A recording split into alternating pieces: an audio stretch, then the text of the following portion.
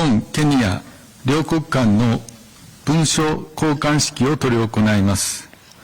まず、令和5年度無償資金ケニア中央医学研究所研究機能強化計画に関する交換公文の交換を行います。交換者は岡庭駐ケニア大使とムダバティ内閣筆頭長官兼外務ディアスポラ担当長官です。また、これまでされてきました長崎大学の長安学長及び金子教授にも陪席いただきます。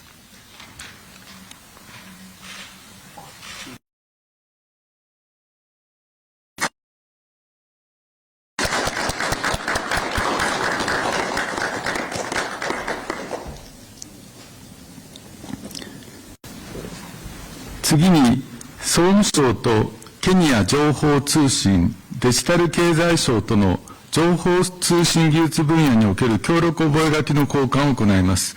交換者は松本総務大臣とブダバディ長官です。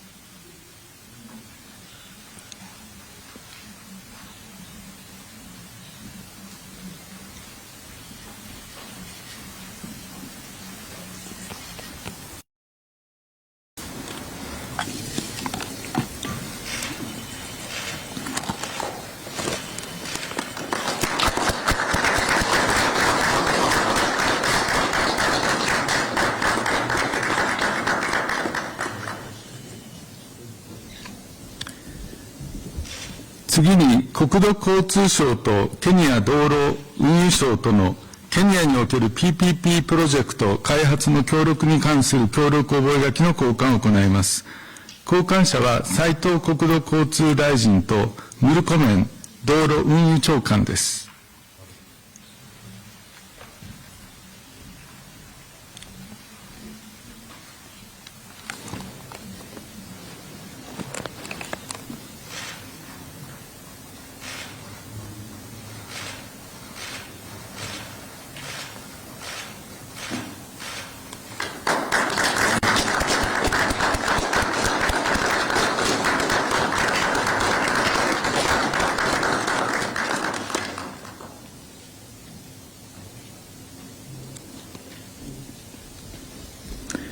次に、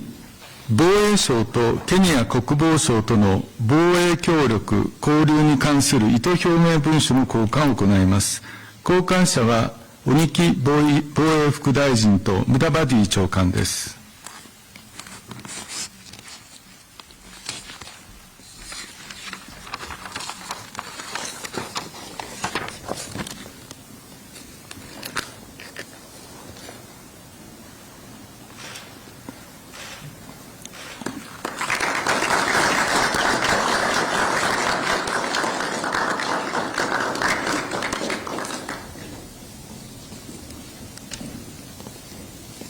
ありがとうございました。続きまして、日本、ケニア両国首脳による共同記者発表を執り行います。まず、岸田内閣総理大臣からご発言いただき、続いて、ルト大統領からご発言いただきます。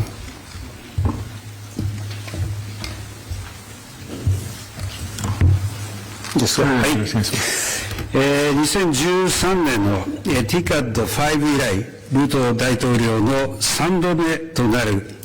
訪日を心から歓迎を申し上げます。ケニアは民主主義、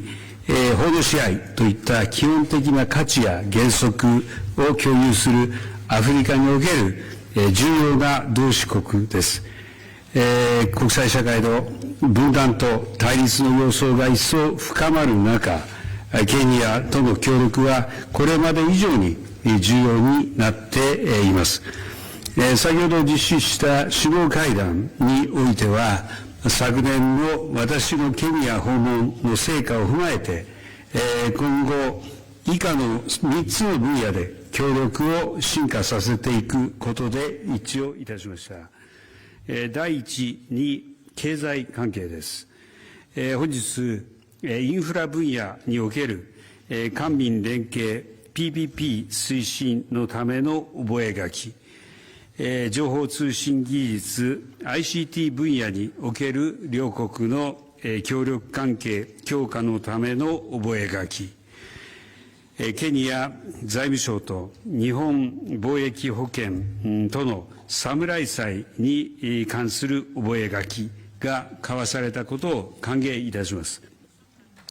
第2に、自由で開かれたインド太平洋 FOIP の推進です。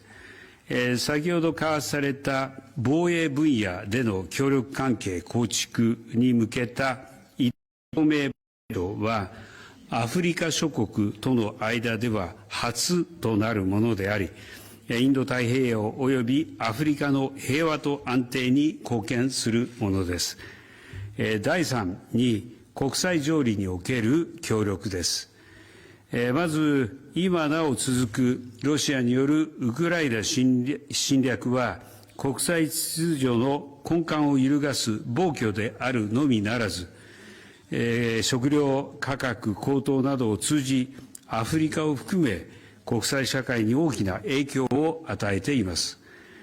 今回、ルト大統領と力による一方的な現状変更の試みは一切許容せず、国際秩序の原則を守り、平和と安定を確保していく必要があることの重要性について一致をいたしました。また、アフリカの食料安全保障の確保に向けて、両国で引き続き緊密に連携して取り組むことでも一致をいたしました。次に、開発金融について、私から官民挙げて、ケニアの債務健全性及び透明で持続可能な資金調達を後押ししていくことを表明いたしました。ルールに基づく透明、公正な開発金融の重要性及びすべての債権国が国際ルール、スタンダードを遵守することの重要性について、両国で共に発信をしていきます。さらに、グローバルヘルス分野について、私からアフリカにおける感染症研究の拠点であり、日本が産官学で約半世紀にわたり支援をしているケニア中央医学研究所への新規協力及び東アフリカ向け医療用酸素の製造能力強化支援を表明いたしました。こうした協力は、ケニアをハブとしたグローバルヘルスへの貢献であり、世界規模の課題の解決に向けた両国の競争、共に作る競争の象徴です。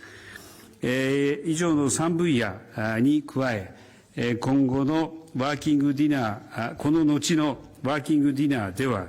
安保理改革を含む国連の機能強化や、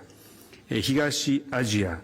アフリカ、地域情勢等について意見交換を行うことを予定しております。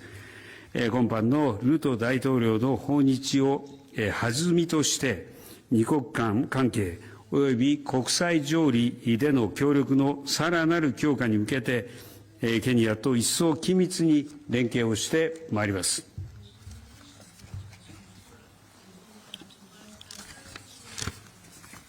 岸田総理、ありがとうございました。続きまして、ルト大統領からご発言お願いいたします。Thank you very much, Prime Minister. On behalf of my delegation and I want to, in a very special way, thank you, the government and the people of Japan, for the warm welcome accorded to me and my delegation, and the wonderful hospitality that we have enjoyed since arriving in this great city of Tokyo. On behalf of the people and government of Kenya,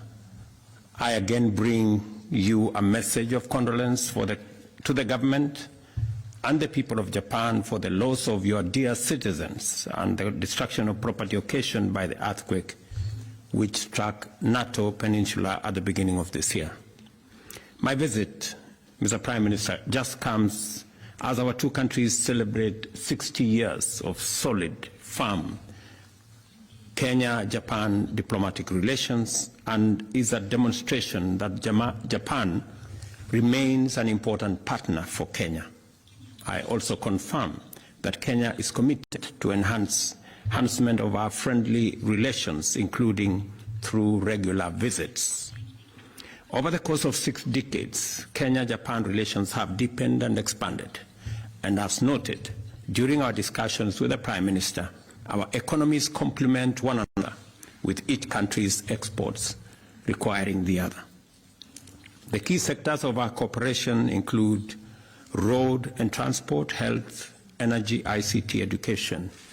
agriculture, among others. During our discussions, I shared with Prime Minister Fumio Kishida the salient elements of Kenya's development strategic priorities and plan for execution.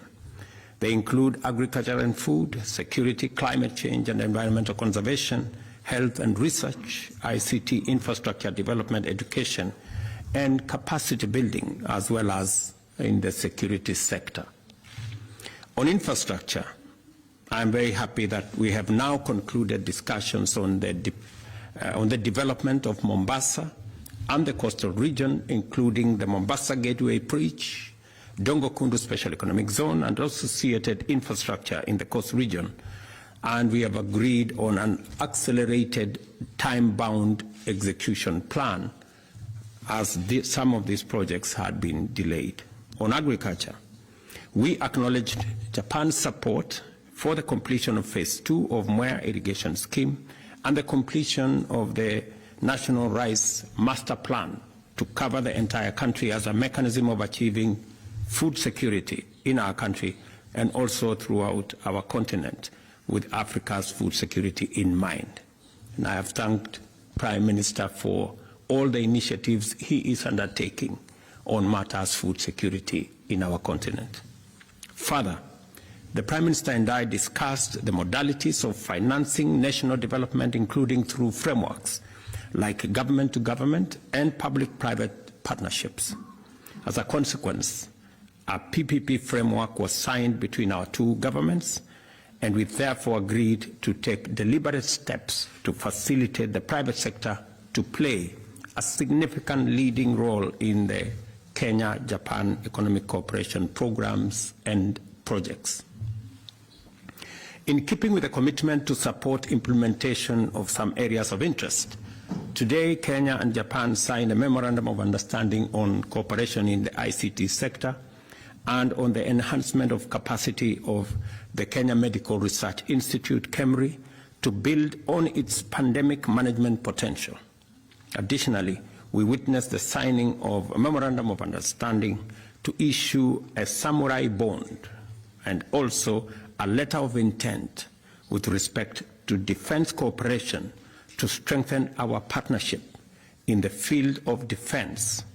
and enable us to work together in promoting peace and stability in Africa and in all maritime trade routes, as was explained by my good brother, the Prime Minister. As you know, we have challenges in our region, in Sudan, in Somalia, and associated areas. We also have the war in Europe, what is going on elsewhere, and the defense cooperation signed between our two governments will go a long way in enabling Kenya to work with Japan in securing our roots, in securing our countries, and in peace and stability in our region and globally. At the multilateral level, Kenya will remain a strong supporter of Japan-EU partnership in general,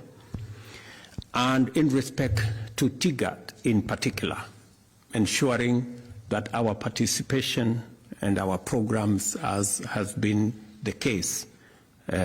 between Africa and Japan. Similarly, we count on Japan's increased support for our nation's development in keeping with the demands of our radical positive change.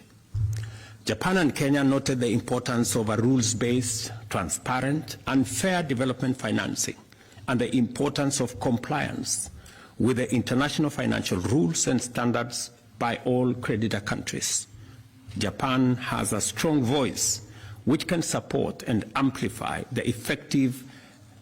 effectively disenfranchised voices of developing countries in regard to their peculiar development needs in terms of access to affordable financing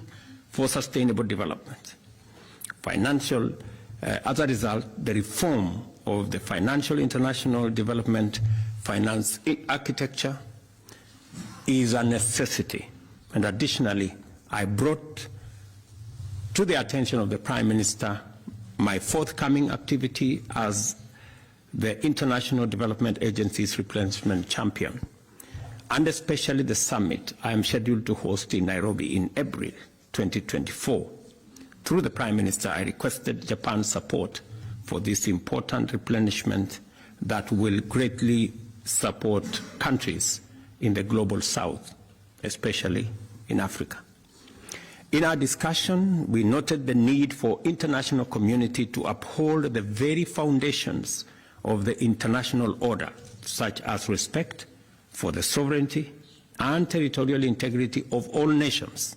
and to ensure global peace and stability. We also covered the urgent and important campaign for the reform of the international financial architecture, and as the Prime Minister has said, we will be continuing discussions on reform of the UN and other agencies later. Let me also confirm here that I will be having a conversation with the Prime Minister on the Nairobi office of the United Nations, and to appreciate that Japan already supported the United Nations Secretary General's proposal for enhancement of the office in Nairobi.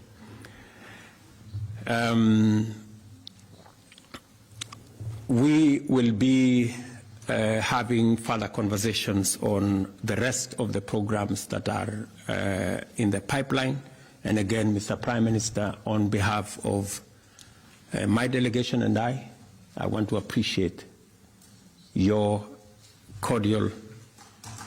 invitation and the hospitality that has been extended to us. Thank you very much. ルト大統領、どうもありがとうございました。以上をもちまして、日本、ケニア両国首脳による共同記者発表を終了いたします。両首脳ご出席賜りました皆様ありがとうございました。プレスの皆様は岸田総理とルト大統領が退場されるので、そのまましばらくお待ちください。